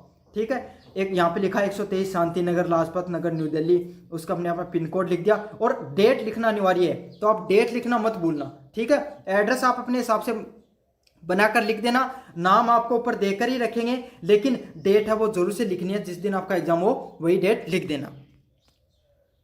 फिर क्या पॉइंट आएगा, 2, जो आप किसको लिखे, जिसको लिखेंगे वो उस 2 लिखकर उसके नीचे जो लिखने वाले का एड्रेस होता है। तो यहाँ पर अपन को क्या दे रखा था, द चीफ एडिटर, या फिर आपको भी कोई भी अधिकारी के बारे में जो लिखना होगा उसका नाम लिख देना है। फिर न्यूज़ डेली, या फिर जिस न्यूज़ को लिख रहे हो, या फिर और कोई अधिकारी के जिस पद पर है उस पद का नाम लिख देना है, और कहाँ पर वो कार्यरत है उसका नाम लिख देना है। जैसे कि दिल्ली के अंदर है तो दिल्ली, जयपुर, महाराष्ट्र, जो भी दे के रखा तो वो लिख देना, वरना अपने मन के हिसाब से लिख देना। और ऐसे नहीं करना आपको कि आप खुद का एड्रेस दे रहे हो राजस्थान का, और आपने जो अधिकारी काम करता है उसका लिख दिया आपने तमिलनाडु का। ऐसा नहीं करना, लगभग कोशिश करना कि आप राजस्थान के हो तो खुद राजस्थान के बारे में ही लिखने की कोशिश करना। ऐसे नहीं है कि आप हो राजस्थान के खुद और लिख रहे हो कि तमिलनाडु में समस्या चल रही है सड़कों की, ऐसा बिल्कुल भी आपको नहीं करना है। अगले वाला पॉइंट है सब्जेक्ट। तो मैंने आपको बताया था कि सब्जेक्ट लिखना होता है, और सब्जेक्ट है, विषय है, वो आपको क्वेश्चन के अंदर ही देके रखेंगे। अब यहाँ पर क्या आपको सब्जेक्ट निकल कर आ रहा था, the poor condition of road in your locality. तो आपको ऐसा का ऐसा छाप देना है, सीधी बात यही है सब्जेक्ट में। फिर आपको लिखना है रेस्पेक्टेड सरिया मैडम। ये लिखने के बाद में आप लिखोगे through the esteemed column of your newspaper I wish the draw attention to the concern authority of deteriorating condition in your locality Satpat Nagar, Shanti Nagar, Lajpat Nagar. तो इतनी लाइन तो आपको अगर चीफ एडिटर का आए तो रट लो ये वाली line. Through the esteemed column of your newspaper I wish to draw the attention concern authority of your deteriorated condition. तो इसने ये बताया कि आपके न्यूज़पेपर के माध्यम से मैं यह ध्यान आकर्षित करना चाहता हूँ जो संबंधित जो विभाग है कि हमारे जो नगर है वहाँ पर लाजपत शांति नगर है, वहाँ पर क्या हो गई जो सड़कें हैं उनकी हालत बहुत ख़राब है। तो ये इतनी लाइन एकदम अगर एडिटर का आया है तो आपको ऐसी कैसी चिपका देनी एकदम से। तो इसको अच्छे से आप स्क्रीनशॉट ले लो और अच्छे से याद कर लेना ताकि आपको और अच्छे से नंबर मिल जाएंगे। अगले वाला पॉइंट है the road here are full of potholes. तो उसने बताया कि भाई अब वो पहले उसने बता दिया, सबसे पहले उसने क्या बताया कि मैं इस बारे में लिख रहा हूँ। अब वो उसकी डिटेलिंग करेगा। देखो डिटेलिंग में कैसे करता है। जो हमारे जो नगर है वहाँ की जो सड़कें हैं वो क्या किसी खड्डों से भरी हुई हैं and most of them are damaged and due to the maintenance and frequent water logging. तो वो बता रहा है कि वो लगभग क्या हो चुकी है, खत्म हो चुके हैं, डैमेज हो चुके हैं, उन्हें मेंटेनेंस की जरूरत है और वहाँ पर लगातार खड्डों में पानी भरा रहता है, वाटर लॉगिंग होती रहती है। This situation become verse during the rainy season. और जैसे ही मानसून आता है, बारिश का मौसम आता है, ये सिचुएशन और भी खराब हो जाती है। Making it extremely difficult for resident. जो वहाँ पर लोग रहते हैं उसके लिए तो ये समस्या और भी बढ़ जाती है। Specially school children and senior citizen. और खास करके जो बच्चे होते हैं और जो बूढ़े लोग होते हैं उनके लिए तो जो यहाँ पर रहना मुश्किल हो जाता है। To walk and commute. और चलने फिरना तक मुश्किल हो जाता है। Several accidents have occurred recently due to the broke and uneven surface. तो जो सड़क है वो टूटी हुई है, इसलिए बहुत सारे बीच बीच में एक्सीडेंट भी हो जाते हैं उस सड़क की कंडीशन के कारण। तो ये तो था उसने पहले बताया। अब उसने प्रॉब्लम को अच्छे से डिटेल कर दी। अब वो उसका सॉल्यूशन भी बताएगा और रिक्वेस्ट भी करेगा। तो क्या होगा, despite repeated complaints to your local authorities. मतलब हमने लगातार शिकायत करी है लोकल अथॉरिटीज जो संबंधित विभाग है उससे। No attention has been taken so far. तो विभाग है उसने कोई भी ध्यान नहीं दिया है। I request you to kindly highlight this issue. अब वो क्या कह रहा है कि आप एक काम कीजिए, अपने न्यूज़पेपर है उसमें इस जो खबर को छापिए ताकि उन लोगों तक और अच्छे से प्रेशर बन सके। So that the municipal corporation take the prompt step to repair the roads. तो जो नगर पालिका है वो जल्द से जल्द कदम उठाए और इस सड़क को सुधारने का प्रयास करे ताकि जो यहाँ पर लोकल लोग जो रहते हैं उनकी सेफ्टी है वो बनी रहे। तो ये वाला था, आपको समझ में आ गया होगा। अच्छे से इस चीज़ को समझ लेना कि लेटर लिखने का क्या तरीका होता है। पहले लिखो कि मैं इस बारे में लिख रहा हूँ, फिर उसकी डिटेल दे दो जो प्रॉब्लम है उसके बारे में, और लास्ट में सॉल्यूशन प्लस रिक्वेस्ट कर दो। ऐसा आपको कोई नहीं समझाने वाला है जितने मैंने डिटेल से आपको चीज़ों को समझा दिया है। लास्ट में आपको लिखना है थैंक यू और अपने बारे में योर। हेलो बच्चों, मेरा नाम है मोहित और आपका स्वागत हमारी यूट्यूब चैनल यूनिवर्सिटी चैंपियन में। तो जैसा कि आप जानते हो, आपका बीए फर्स्ट सेमेस्टर का जनरल इंग्लिश का जो कंपलसरी पेपर होता है या फिर इंग्लिश का जो कंपलसरी पेपर होता है उससे संबंधित आज मैं आपके सामने वन शॉट वीडियो लेकर आया हूँ। वन शॉट वीडियो मतलब इसी वीडियो के अंदर आपके जितने भी यूनिट हैं, चाहे उसमें ग्रामर आती हो, चाहे उसमें पैसेज आता हो, चाहे लेटर ईमेल कुछ भी आता हो, वो सारी चीज़ें मैं आपको इसके अंदर करवाने वाला हूँ। साथ के साथ जो क्वेश्चन आंसर है इंपॉर्टेंट वो भी करवाने वाला हूँ। इंपॉर्टेंट जो एसे राइटिंग आती है वो भी करवाने वाला हूँ। लेटर लिखने का तरीका क्या होता है ये भी बताने वाला हूँ। तो ये वीडियो आप मान लीजिए रामबाण वीडियो है। अगर आप काफ़ी बच्चे कहते हैं सर मुझे तो इंग्लिश बिल्कुल भी नहीं आती है, मैंने तो कभी इंग्लिश को अच्छे से पढ़ा भी नहीं है, बहुत मुश्किल से पास होता था। तो अगर आप ऐसे स्टूडेंट हो तो भी अगर आप इस वीडियो को देख लोगे तो मैं आपको पूरी गारंटी देता हूँ कि आप बहुत आराम से पास हो जाओगे, बहुत अच्छे अंकों के साथ पास होगी, ये भी बता देता हूँ। लेकिन आपको सबसे पहले करना क्या है, वीडियो को पूरा देखना है। आपको बीच में बिल्कुल भी स्किप नहीं करना है, पूरा वीडियो देखना है।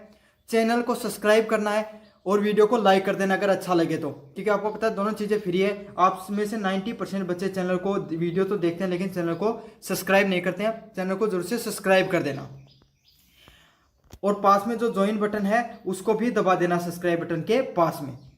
तो चलो शुरू करते हैं अपन। सबसे पहले सबसे पहला पॉइंट है जो आपको ईमेल लिखना आता है काफ़ी यूनिवर्सिटी में, और जो कल आपका पेपर उसके अंदर भी ईमेल आने वाला है। तो ईमेल लिखने का तरीका क्या होता है पहले मैं वो समझाऊंगा, फिर आपको एक उदाहरण दूंगा, फिर अपन अगले प्रश्न की तरफ बढ़ेंगे। तो सबसे पहले अपन जब ईमेल लिखते हैं, वैसे तो ईमेल और जीमेल एक ही चीज़ होती है, दोनों की दोनों चीज़ें, ठीक है।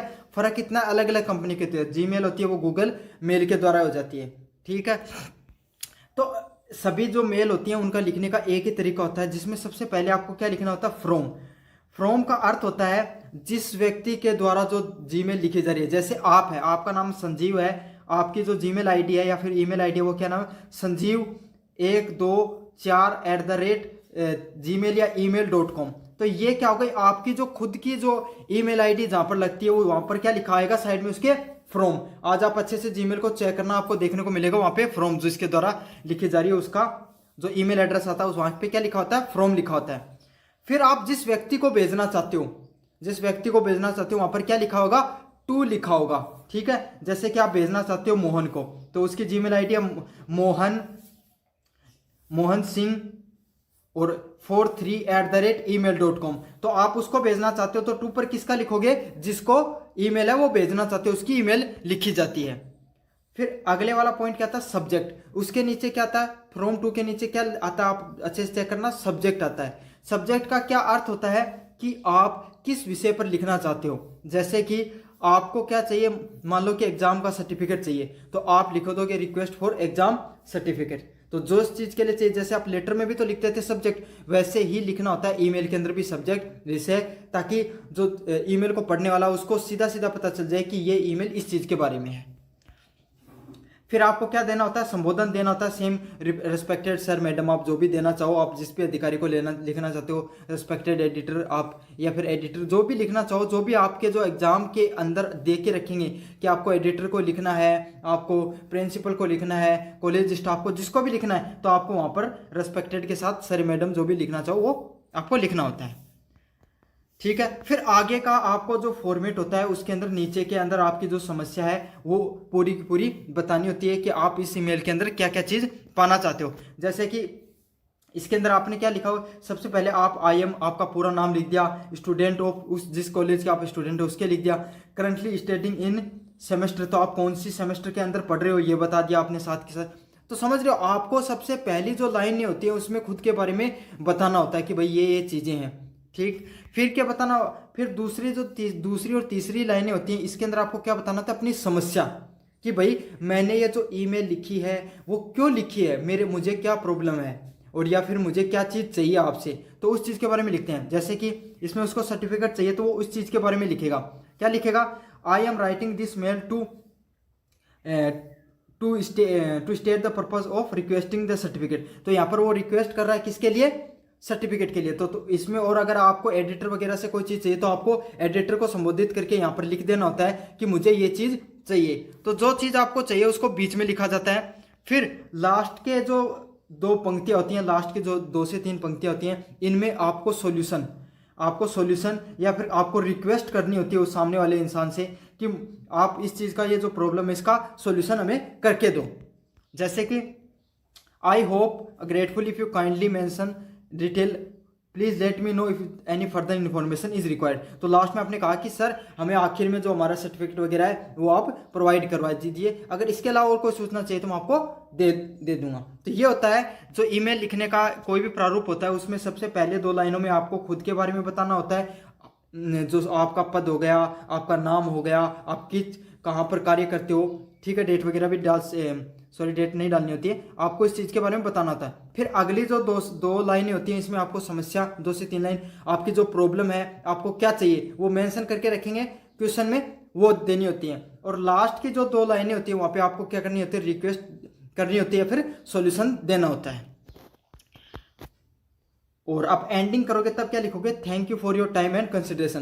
तो ये आपको लास्ट की लाइनें लिखनी होती है। फिर आपको नीचे वही योर सिंसियरली, आपका नाम, रोल नंबर और जो कोर्स वगैरह जो भी चीज़ हो, आपका खुद का नाम और जो आईडी वगैरह जो भी आपकी चीज़ें हैं वो आप लिख देना। तो ये पूरा ईमेल लिखने का पूरा फॉर्मेट होता है। अब जैसे पिछली साल के पेपर में जो प्रश्न आया था मैं वो सोल्व करके बता देता हूँ, आपको और अच्छे से चीज़ों का पता चल जाएगा। तो सबसे पहले यही है you are the Mayur write an email to the manager of your bank information him about the increasing the cyber fraud. तो आप मयूर नाम के कोई विद्यार्थी हो या कोई व्यक्ति हो जिसको ईमेल लिखनी, किसको, बैंक मैनेजर को, किसके बारे में, कि जो साइबर फ्रॉड है वो धीरे धीरे बढ़ रहा है इस चीज़ के बारे में। तो ऐसा ही आपके भी आएगा जो ईमेल है। तो अब आपको किस तरीके से लिखना है उसको, तो सबसे पहले आपको टू लगाकर लिखना है। जैसे आपने मैनेजर लिख दिया, @ बैंक का नाम लिख दिया, या फिर कोई अगर न्यूज़पेपर का गया तो न्यूज़पेपर का नाम लिख दिया, तो यहाँ पर बैंक का नाम लिख दो SBI.com। ठीक है, अगर बैंक का नाम आ गया तो आप लिख दो thehindu.com। ठीक है, तो इस तरीके से आपको लिखना है। SBI होगी, कोई भी इंस्टीट्यूट का नाम लिखना होगा तो आपको कोई भी मैनेजर, एडिटर लिखकर @ लगाकर उस बैंक वगैरह का, इंस्टीट्यूट का नाम लिखकर आपको .com लगा देना है। फिर आपको सब्जेक्ट, तो यहाँ पर तो सब्जेक्ट क्या दे रखा था, इंक्रीजिंग द साइबर फ्रॉड। तो ऐसे आपको भी दे के रखेंगे। आपको सबसे पहले लिखना है कंसर्न्स रिगार्डिंग, फिर यहाँ पर आपको कुछ लाइनें दे के रखेंगे। आपको इतना तो पता ही चल जाएगा किस बारे में है, तो आपको वो लाइनों को लिख लेना अच्छे से। फिर अगले वाला पॉइंट है, आपको मैंने बताया था आपको लिखना है रेस्पेक्टेड सर या मैडम, जो भी आप लिखना चाहो। अगर आप लड़के हो तो सर लिख देना, और अगर लड़की हो तो मैडम लिख देना, या फिर दोनों लिखना चाहो तो दोनों भी लिख सकते हो, लेकिन अपने जेंडर के हिसाब से लिखते हो वो ज़्यादा सही रहता है। फिर अगले वाला पॉइंट है I hope you are doing well. तो ये वाला पॉइंट आपको लिखना होता है कि भाई मुझे उम्मीद है कि आप अच्छा कर रहे हो। फिर आपको क्या लिखना है, सबसे पहले आपको खुद के बारे में बताना है। I am a Mayur a saving account holder at your branch. तो मैंने बता दिया कि पहले वो खुद के बारे में बताएगा। तो इस यहाँ पर क्या बताया, उसने बताया कि मेरा नाम मयूर है और मैं इस बैंक के अंदर अकाउंट होल्डर हूँ। ठीक, अब I am writing to bring your attention increasing the number of cyber fraud being reported. तो ये इसने पहले अपने बारे में बता दिया कि भाई मेरा सेविंग अकाउंट है, और मैं ये इसलिए लिखना चाहता हूँ क्या, ताकि जो साइबर फ्रॉड है वो बढ़ रहे हैं, फिर उसके इंसिडेंट्स बढ़ रहे हैं, तो जो वो न्यूज़ है वो लगातार पब्लिक के अंदर निकल के आ रही है, तो वो इस बारे में लिख रहा है। तो उसने सबसे पहले किसके बारे में बताया, अपने बारे में बता दिया है। अब वो अपनी जो प्रॉब्लम है उसने उसके बारे में बताया, अब उसके ऊपर वो डिटेल करेगा कि भाई उसकी प्रॉब्लम है, उसको कैसे पता चला। Many people, especially the elder and the less tech-savvy individuals, are falling victim to siphoning calls, fake message। तो उसने बताया है कि बहुत सारे लोग, अब आप उस समस्या के बारे में थोड़ा डिटेल दोगे कि ये हुई किस तरीके से।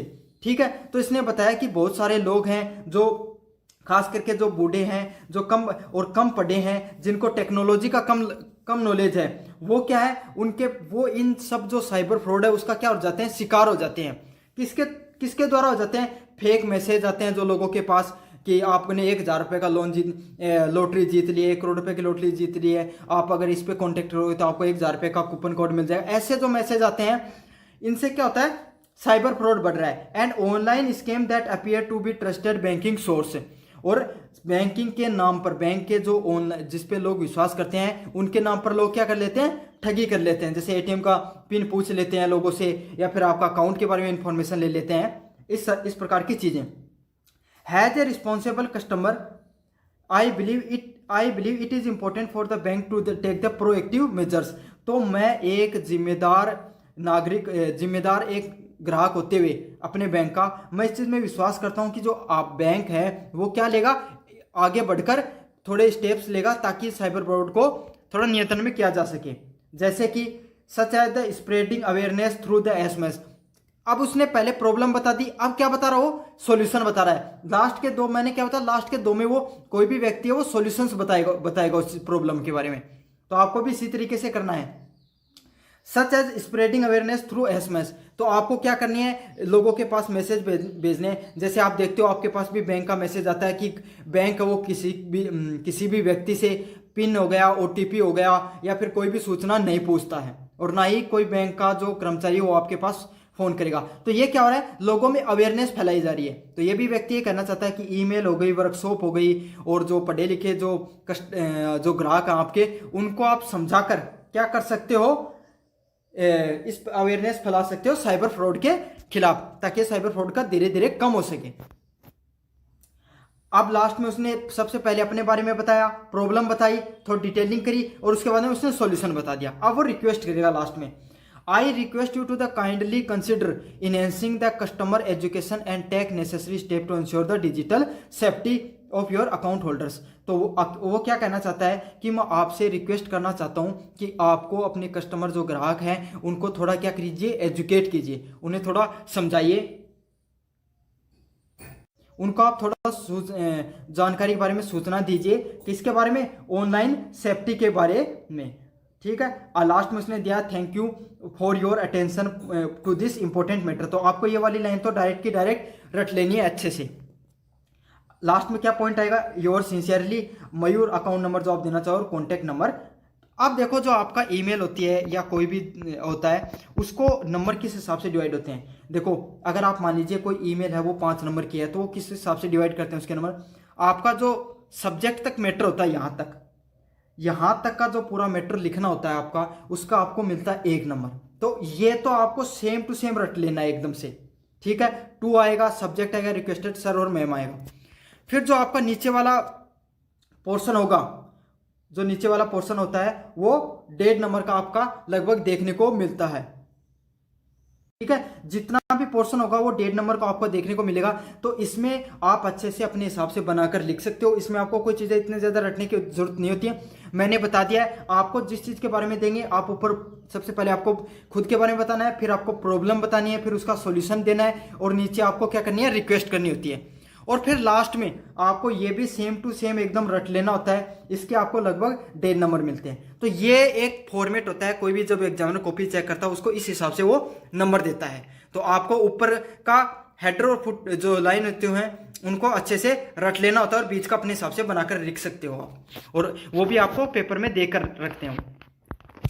अब अगले वाला ईमेल तो मैंने आपको बता दी। अब अपन बात करेंगे कि लेटर लिखने का क्या तरीका होता है।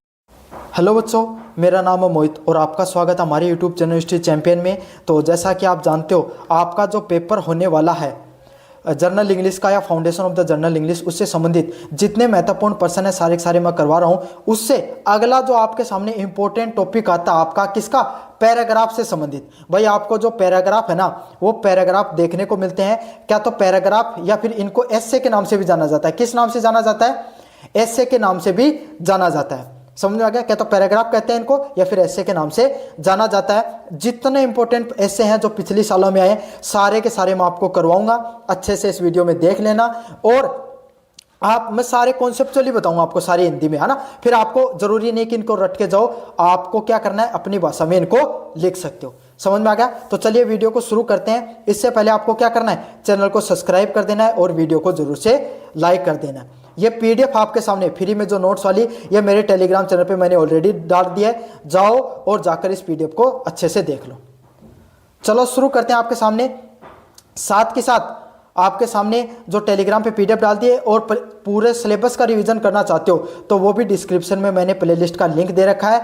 आपके सामने प्लेलिस्ट पर के लिंक पे क्लिक करके आप क्या कर सकते हो, सारा का सारा सिलेबस रिवाइज कर सकते हो। और जो कोने में आपके सामने व्यू प्रोडक्ट वाला ऑप्शन आ रहा है, इससे फ्लिपकार्ट और मंत्रा से कोई प्रोडक्ट खरीदोगे सबसे ज़्यादा डिस्काउंट है वो आपको देखने को मिलता है। तो चलिए शुरू करते हैं अपन आर्टिफिशियल इंटेलिजेंस से एआई। एआई क्या होती है, एक ये पर्सन देखने को मिलता था आपको पिछली सालों में। टेक्नोलॉजी आपके सामने लगातार बढ़ रही है तो हो सकता है ये पर्सन देखने को मिल जाए, सबसे ज़्यादा इंपॉर्टेंट है।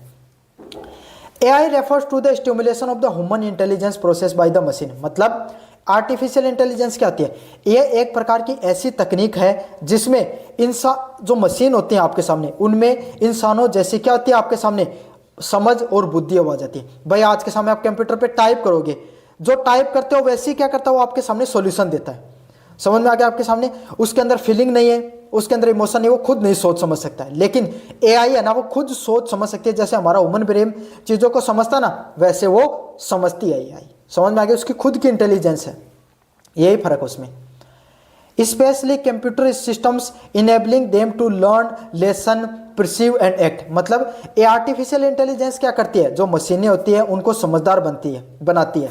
जैसे कि कोई कंप्यूटर सिस्टम हो गया वो खुद से चीज़ों को लर्न कर सकता है, समझ सकता है और खुद से कोई काम करना चाहिए तो वो कर सकता है। समझ में आ गया। एक अब आप कहोगे कंप्यूटर खुद थोड़ी चल के जाएगा, रोबोट में कंप्यूटर लगा दिया वो तो कर सकता ना आपके सामने। इस प्रकार का रोबोट बना दिया जो जैसे मैं आपको पढ़ा रहा हूँ इस तरीके से वो टीचर बन के आपको पढ़ा सकता है। समझ में आ गया।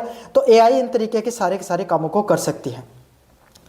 It is more merely A technology but A transforming force reshaping the industry. मतलब ये सिर्फ एक तकनीक नहीं है, आर्टिफिशियल इंटेलिजेंस सिर्फ तकनीक नहीं है, बल्कि पूरी दुनिया में जो काम करने का जो तरीका है उसको क्या कर देगी, आपके सामने काम करने के तरीके को बदल देगी। चाहे कोई उद्योग हो, चाहे कॉमर्स हो, चाहे आपके सामने दैनिक जिंदगी हो। जैसे आपके सामने फोन ने आपकी ज़िंदगी को बदला है ना, उसी तरीके से आर्टिफिशियल भी आपकी ज़िंदगी को बदल देगी।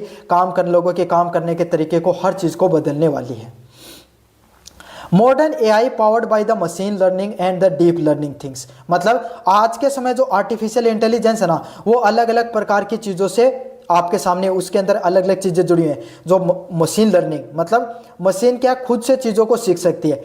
कैसे सीखेगी भाई, आप क्या करते हो, आपको शूज चाहिए, जूते चाहिए। अब आप क्या करें, अपने दोस्तों से आपने क्या किया, जाकर फ्लिपकार्ट पे शूज़ देखे, है ना, आपको पसंद नहीं है। आप क्या, वैसे ऐड आपको दिखाए जाते हैं। इंस्टाग्राम पे रील देखते हो, ऑटोमेटिक वैसी जैसी आपकी फीलिंग होती है वैसी रील आनी शुरू हो जाती है। समझ में आ गया? तो यही होता है, एआई क्या करती है, आपके सामने जो आप जैसी ज़िंदगी में जो चीज़ें महसूस कर रहे हो ना, उन्हीं सब चीज़ों को वो समझते हैं और उसी हिसाब की चीज़ें आपको देने का प्रयास करते हैं। Derive system like the virtual assistant, recommendation engine and automatic vehicles. आज के समय आपके सामने टेस्ला की जो ऑटोमेटिक की गाड़ियाँ आती हैं, इंस्टाग्राम पे आप देखते हो ऑटोमेटिक जो रीलें आती हैं, जैसे आपको चाहिए वैसी रीलें आती हैं। ये सब चीज़ें किसके द्वारा कंट्रोल की जाती हैं, आर्टिफिशियल इंटेलिजेंस के द्वारा कंट्रोल की जाती हैं।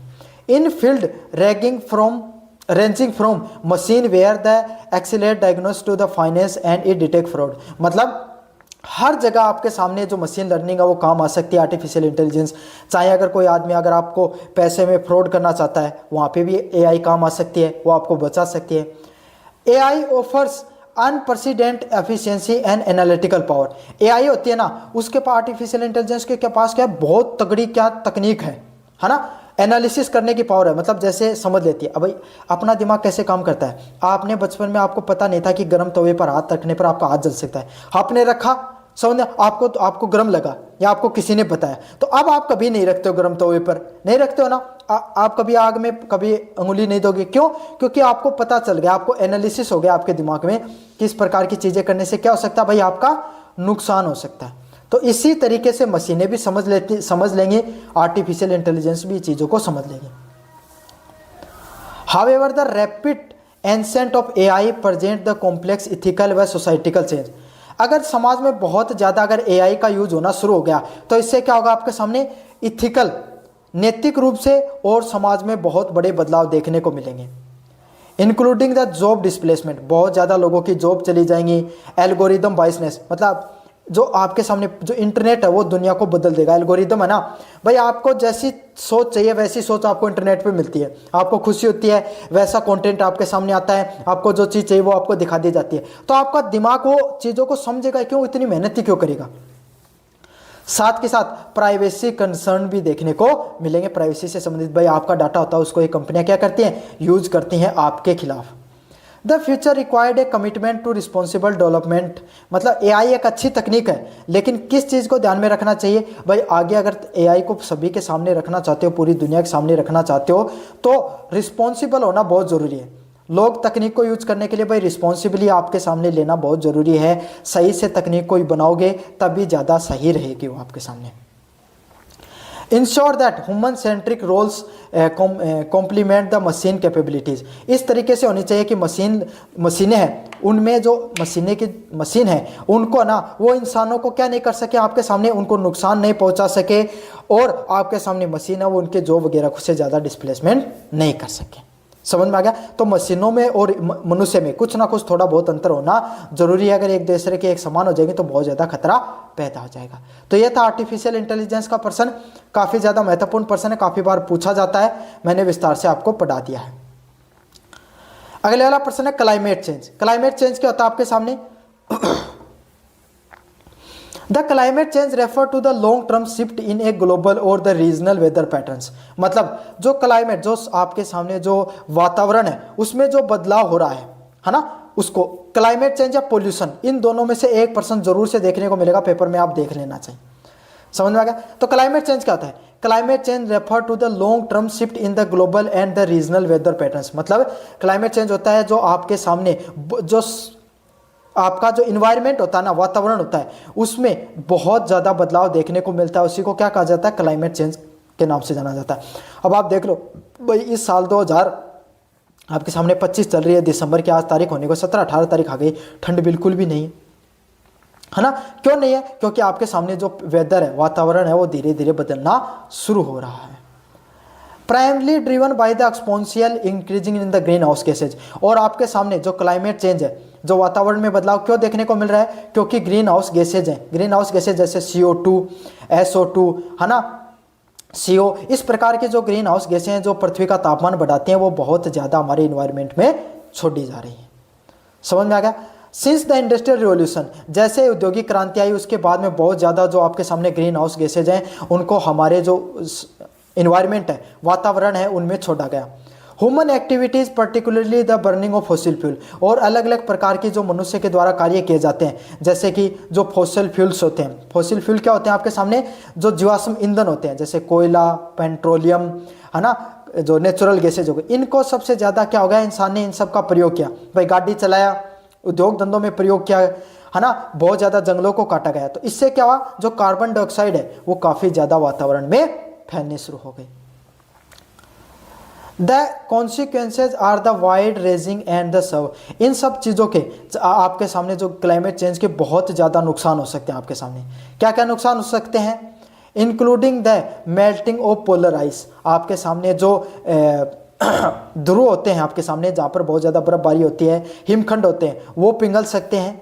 Which causes the sea level rise. तो आपके सामने जिससे क्या हो सकता है, समुद्र का जो लेवल है वो बढ़ेगा। और समुद्र का लेवल बढ़ेगा तो आप कहोगे भाई हमें क्या मतलब है, लेकिन जो छोटे छोटे द्वीप होते हैं ना, समुद्र के पानी का स्तर बढ़ता है तो उन द्वीपों के डूबने का खतरा बहुत ज़्यादा बढ़ जाता है। Extreme weather events like the severe, drought, heat waves and the catastrophic floods. मतलब आपको बहुत ही ज़्यादा एक्सट्रीम वेदर देखने को मिल सकता है, बहुत ही ज़्यादा तीव्र गति का आपके सामने मौसम देखने को मिल सकता है, जिसमें बहुत ज़्यादा क्या हो सकते हैं आपके सामने, ड्रॉट मतलब अकाल आ सकते हैं, हीट वेव बहुत ज़्यादा मतलब गर्मी। अब गर्मी आती है तब पहले क्या क्या होती, लू चलती थी, लेकिन आजकल तो उससे भी खतरनाक गर्म हवाएं चलती हैं, उनको क्या बोला जाता है, हीट वेव के नाम से जाना जाता है। कैटास्ट्रोफिक फ्लड, और बहुत ही ज़्यादा तीव्र गति के विनाशकारी क्या आ सकती हैं आपके सामने, जो बाढ़ है वो भी आ सकती हैं।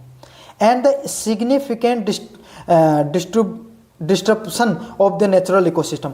और जो हमारा आज के समय जो पूरा का पूरा वातावरण इकोसिस्टम चल रहा है, वो पूरा का पूरा क्या हो सकता है, नष्ट भी हो सकता है इन सब चीज़ों के द्वारा, जो क्लाइमेट में बदलाव दिखाने को मिल रहा है इस वजह से। Addressing this crisis required A urgent और कलेक्टिव ग्लोबल एक्शन। तो आपको क्या करने की जरूरत है, मतलब जो पूरा का पूरी दुनिया है उसको एक कलेक्टिव, एक साथ मिलकर सारी दुनिया को इस बारे में सोचना चाहिए। जो पूरा का पूरा इन्वायरमेंट बदल रहा है, इस पर क्या करने चाहिए, हमें प्रयास करने चाहिए। And centre on the transforming the rapidly on renewable energy sources. और आपको प्रयास करना चाहिए जो रिन्यूएबल एनर्जी रिसोर्स है, मतलब प्राकृतिक रूप से आपके सामने कम से कम वातावरण को नुकसान पहुंचाने वाले जितने ऊर्जा स्रोत हैं उनका प्रयोग में लेना चाहिए।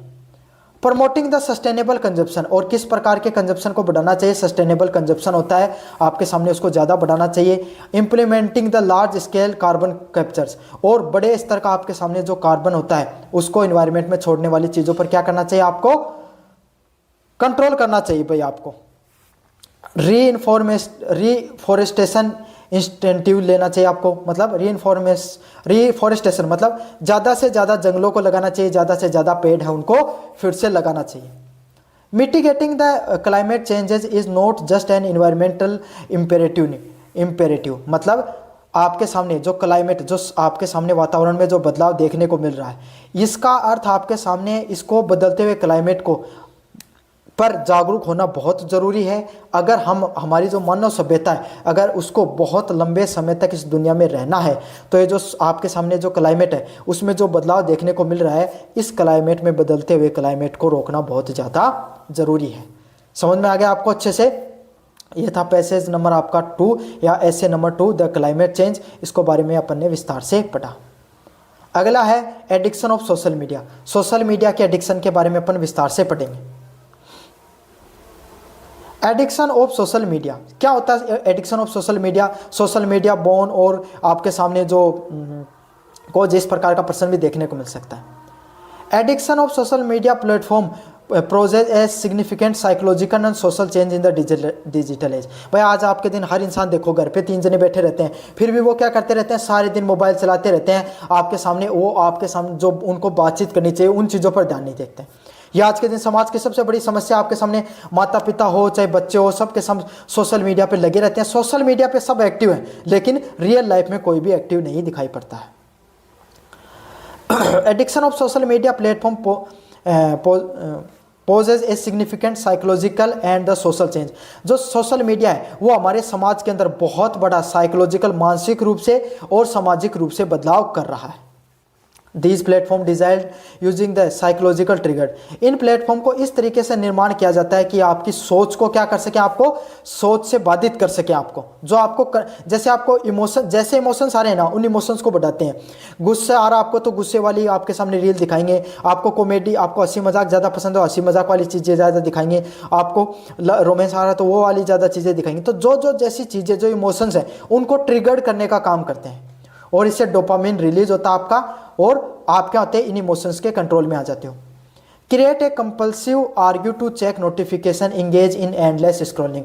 और आपको इन सब चीज़ों में, किस चीज़ों में फंस जाते हो, बार बार नोटिफिकेशन चेंज करने में, चेक करने में, लगातार जो एंडलेस, लगातार जो स्क्रॉलिंग चलती रहती है, इन सब चीज़ों में फंस जाते हो।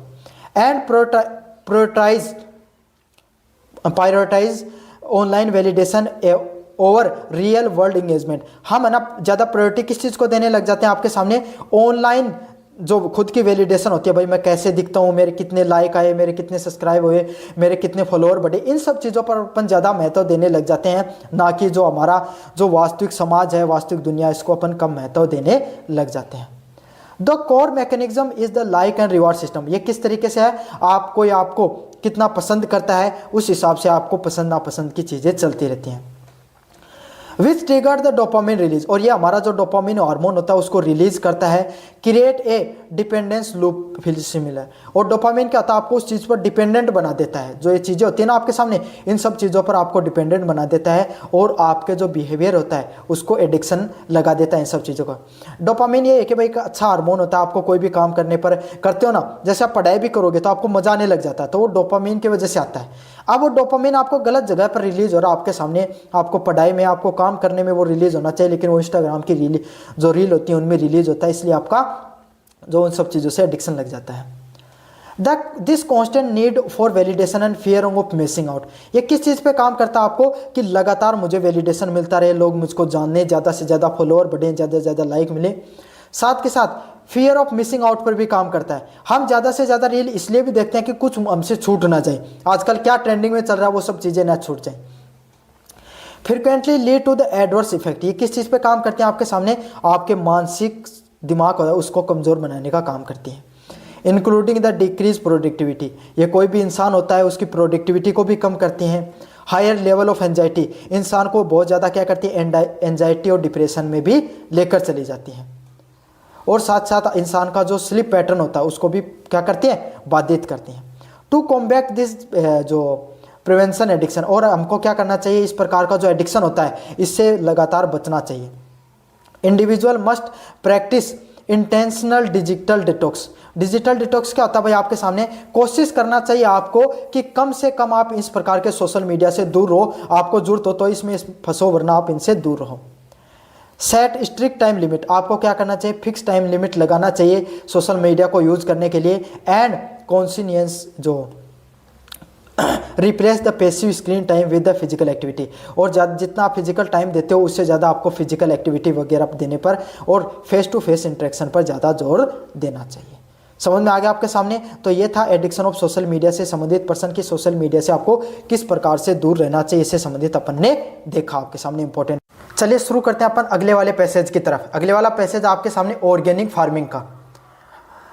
Organic farming is a method of agriculture that emphasizes the environment sustainability by avoiding the use of synthetic fertilizer, pesticide and the genetical modification organism। मतलब ऑर्गेनिक फार्मिंग क्या होता है आपके सामने, एक प्रकार से एग्रीकल्चर करने का तरीका है जो किस चीज़ पर जोर देता है, जो इन्वायरमेंट के साथ आपके सामने, इन्वायरमेंट के साथ जो खिलवाड़ हो रही है आपके सामने, आप देखते हो सब्जी होती है उनके अंदर सुई लगाकर उनको बड़ा बड़ा कर दिया जाता है आपके सामने, है ना। और आजकल तो जिम वाले लड़के भी कर रहे हैं ऐसा, इन सब्जियों में नहीं इंसानों में भी हो रहा है।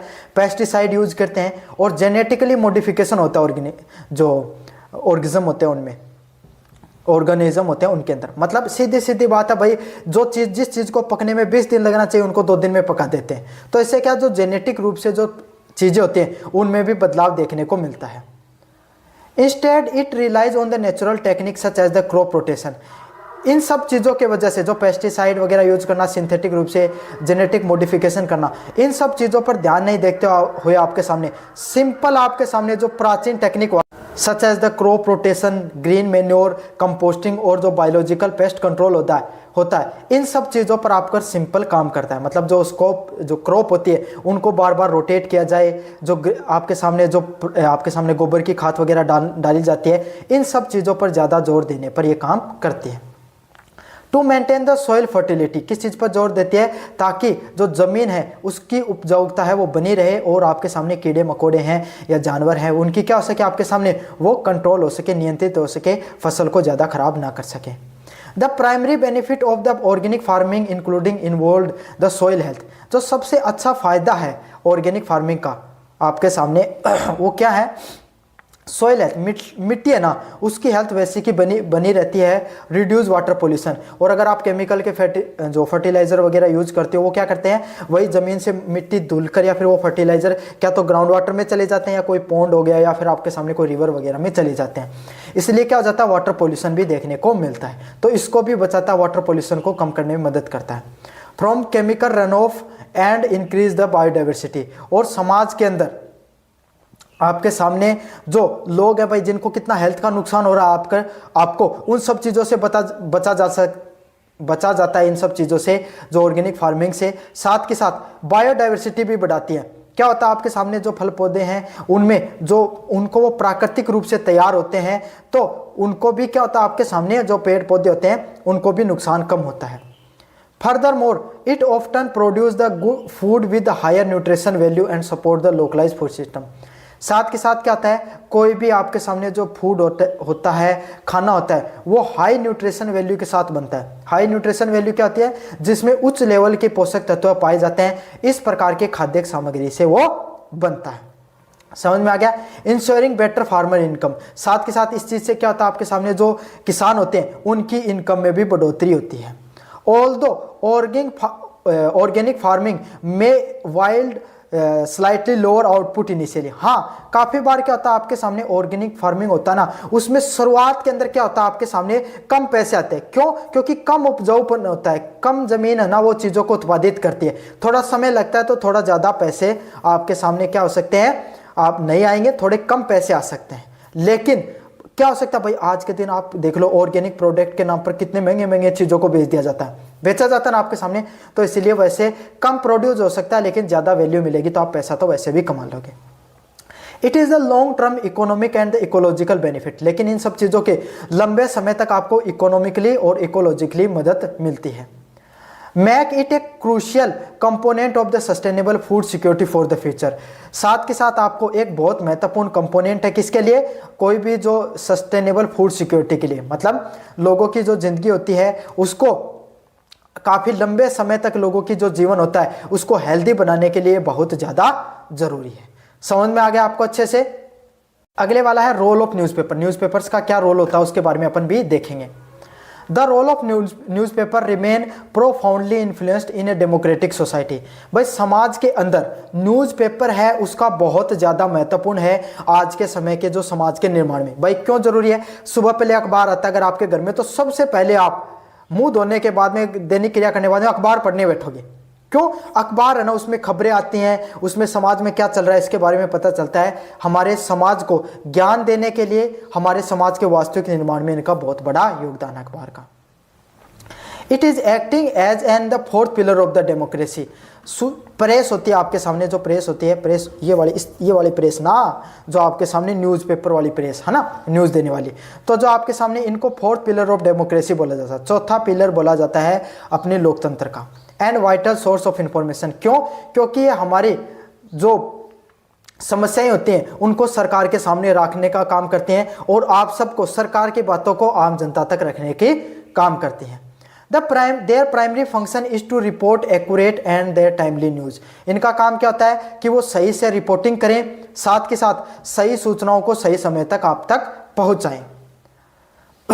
चाहे वो सूचनाएं राजनीतिक रूप से हो, चाहे सामाजिक रूप से हो, चाहे आर्थिक रूप से हो, चाहे सांस्कृतिक रूप से हो, हर रूप की सूचना, चाहे पॉलिटिकल हो, चाहे सोशल हो, चाहे इकोनॉमिकल हो, चाहे कल्चरल हो, हर डोमेन की जो सूचनाएं होती हैं उनको आप तक पहुंचाने का काम किसका होता है? न्यूज़पेपर का होता है, या फिर जो न्यूज़ चलती है आपके सामने टीवी पर उनका होता है। Ensuring that citizen are well informed, मतलब इस चीज़ को सिक्योर करना, इस चीज़ को जो सरकार की बात है वो जनता तक पहुंचाना किसका काम है? न्यूज़पेपर का, कि जनता है वो सारी जानकारियां उनके पास तक पहुंचे। बियॉन्ड मेयर रिपोर्टिंग, सिर्फ उनका काम यही नहीं है कि सिर्फ रिपोर्टिंग तक, है ना। Newspaper provide in depth analysis, सिर्फ रिपोर्टिंग करना, जो घटना हुई सिर्फ उसी को बताना नहीं बल्कि गहराई से चीज़ों को बताना। एक्सपर्ट जो लोग हैं वो क्या सोचते हैं आपके सामने, जैसे बेरोजगारी बढ़ रही है तो क्यों बढ़ रही है, जो अर्थशास्त्री इस पर क्या सोचते हैं, जो बिजनेसमैन क्या सोचते हैं, तो इन सब चीज़ों के बारे में डेप्थ में चीज़ों को बताना किनका काम है? न्यूज़पेपर, जो न्यूज़ बताने वाले लोगों का काम है। एंड द क्रिटिकल कमेंट्री, साथ के साथ क्या करना आपके सामने, जो कमेंट्री वगैरह करना काम किसका आपके सामने? जो न्यूज़पेपर वगैरह है इनका काम है। Through editorials helping readers understand the complex issues from the balance view points, मतलब आप कैसे समझते हो? एडिटोरियल, अखबार के अंदर जो एडिटोरियल आते हैं जिसके मदद से आपके सामने बहुत मुश्किल से मुश्किल जो समाज के मुद्दे होते हैं उनको समझाने में वो मदद करता है। They view also serve as the crucial public platform, और इनको कैसे जाना जाता है? समाज का एक सबसे महत्वपूर्ण प्लेटफॉर्म के रूप में भी जाना जाता है, जो समाज की अलग अलग चीज़ों के बारे में बताता है। Giving a voice to marginalise the communities and allowing citizen to hold the government व कॉरपोरेशन अकाउंटेबल, मतलब ये किस चीज़ में मदद करता है कि समाज के अंदर जनता की जो बात होती है वो सरकार तक पहुँचे, सरकार की जनता तक पहुँचे। साथ के साथ चाहे कोई बिजनेसमैन हो गया, चाहे कोई राजनीतिक पार्टी हो गई, सत्तारूढ़ दल हो गया, चाहे विपक्ष हो गया, वो जनता के प्रति जवाबदेही रहे, जनता की समस्याएं हैं वो उनको पता चलती रहे। ये किसके माध्यम से होता है? जो न्यूज़पेपर होते हैं इनके माध्यम से पता चलता है। ऑल दो डिजिटल मीडिया है चैलेंज देयर डोमेन, आज के समय जो डिजिटल मीडिया है उसने धीरे धीरे क्या कर लिया? आपके सामने न्यूज़पेपर की जगह ले ली है। Newspaper continue to be essential for fostering the informed public disclosure and safeguard the democratic principle. तो आपके सामने जो न्यूज़पेपर है वो आपके सामने उसने क्या किया है? बहुत सबसे महत्वपूर्ण जो सेफगार्ड है, हमारी डेमोक्रेटिक जो प्रिंसिपल होते हैं, जितने हमारे लोकतांत्रिक सिद्धांत होते हैं उनको बचाने में सबसे बड़ा योगदान किसका होता है? आपके सामने अखबार का होता है। समझ में आ गया? ये तो अपने पढ़ा इंपॉर्टेंट टॉपिक। एक और इंपॉर्टेंट टॉपिक है इसमें ऐसे का, वन नेशन वन इलेक्शन, आजकल इसकी बहुत बातें चल रही हैं तो इसके ऊपर भी एक टॉपिक को देख लेते हैं भाई अपन आपके सामने। समझ में आ गया? क्या है topic? One nation one election is a proposal advocating for the stimulus polls for the Lok Sabha parliament, मतलब वन नेशन वन इलेक्शन आपके सामने क्या किया गया? पोल कराया गया लोकसभा के अंदर और सारी की सारी लेजिस्लेटिव असेंबली के पर। मतलब इसका अर्थ यही है, वन नेशन वन इलेक्शन का अर्थ यही है कि पूरे भारत के अंदर एक साथ चुनाव हो, चाहे लोकसभा के जिसमें आपके सामने member of legislative assembly MLA चुने जाते हैं आपके सामने, है ना, जो विधानसभा के, या फिर मेंबर ऑफ पार्लियामेंट जो आपके सामने जो लोकसभा के मेंबर चुने जाते हैं मेंबर ऑफ पार्लियामेंट, और विधानसभा के आपके सामने मेंबर ऑफ लेजिस्लेटिव असेंबली, सबके चुनाव एक साथ देखने को मिले पूरे भारत में। झारखंड के, पंजाब के, बंगाल के, पूरे भारत के चुनाव एक साथ हो जाएं, इसी को क्या कहा जाता है? वन नेशन वन इलेक्शन के नाम से जाना जाता है। This proponent argued that the conducting elections simultaneously would lead to the insignificant saving in the public money। अगर एक बार में चुनाव हो जाएंगे ना तो जनता का बहुत ज़्यादा पैसा बचेगा। क्यों? क्योंकि पार्टियां क्या करती हैं? बहुत ज़्यादा पैसा खर्च करते हैं अपने एडवर्टाइजमेंट पर, अपना प्रचार प्रसार में, और साथ के साथ भाई फोर्स भी इधर से इधर होती है, इलेक्शन कमीशन को भी बहुत ज़्यादा काम करना पड़ता है, तो इसलिए क्या होता है? बहुत ज़्यादा पैसा है वो खर्च होता रहता है। और आपको पता है भारत में तो चुनाव चलते ही रहते हैं। एंड एडमिनिस्ट्रेटिव कॉस्ट, साथ के साथ जो लागत आती है काम करने पर, जो कार्य प्रणाली होती है, सरकारी कर्मचारी होते हैं, उनको इधर से उधर करना, इलेक्शन कमीशन को काम करते रहना, इस पर बहुत ज़्यादा पैसा खर्च होता है।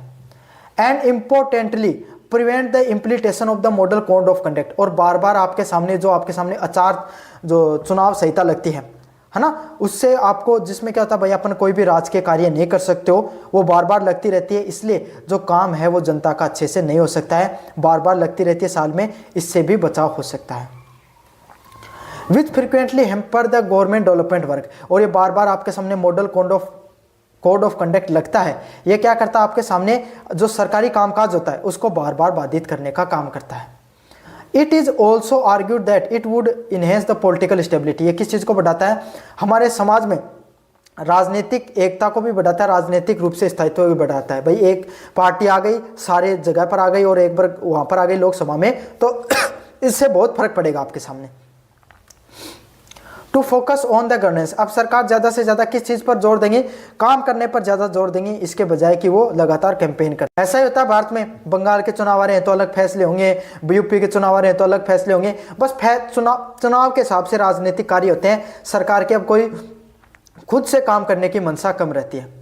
However critics raise concern regarding the impact on the federalism. मतलब जो क्रिटिकल, जो इस चीज़ की आलोचना करते हैं, वो किस चीज़ पर आपके सामने क्या कर रहे हैं कि जो हमारा संघवाद है आपके सामने, उस पर जो जिसमें राज्यों की अपनी भूमिका है भाई सरकार बनाने में, संघ की, पूरे देश की जो केंद्र की सरकार होती है उसका अलग महत्व होता है सरकार बनने। तो इस जो फेडरलिज्म होता है उसके सिद्धांत पर बहुत ज़्यादा प्रभाव पड़ेगा। Pointing out that the simultaneously election could unfair favour. क्या करता है आपके सामने, जो पूरे देश की पार्टी होती है नेशनल पार्टी, उसको बहुत ज़्यादा फेवर मिलेगा। क्यों? क्योंकि उसकी वेव चलती रहती है, इसी वेव में क्या होता है, राज्य के चुनाव भी जीत लिए जाते हैं। और जो पूरे देश के आपके सामने जो इश्यूज होते हैं, लोकल इश्यूज होते हैं, वो भी दब जाएंगे, जनता के लोकल इश्यू दब जाते हैं इस चीज़ से। The proposal require the significant constitutional amendments.